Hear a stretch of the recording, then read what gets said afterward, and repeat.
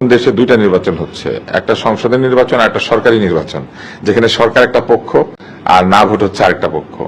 সরকার একটা পক্ষে দাঁড়িয়ে গিয়েছেন এবং দাঁড়িয়ে গিয়ে তারা নির্বাচন করছেন এবং সেই নির্বাচনকে প্রভাবিত করার জন্য রাষ্ট্রীয় পয়সা খরচ করছেন।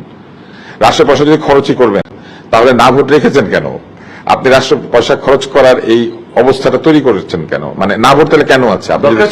মানে এটাই তো অদ্ভুত কথা। আমি এইটাই বুঝতে পারি না যে যদি আপনি না ভোট দেওয়ার অধিকারী মানুষকে দিবেন আর হ্যাঁ ভোটের পক্ষে আপনি চূড়ান্ত প্রচারণা চালাবেন, তাহলে আপনি না ভোট দেওয়ার অধিকার রাখলেন কেন?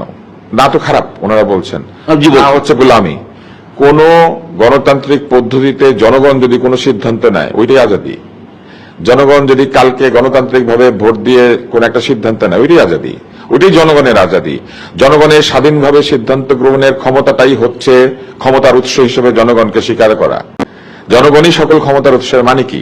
জনগণ যাকে ভোট দিবেন তিনি জিতবেন, জনগণ যে পক্ষে ভোট দিবে সেটাই ঠিক ভোট।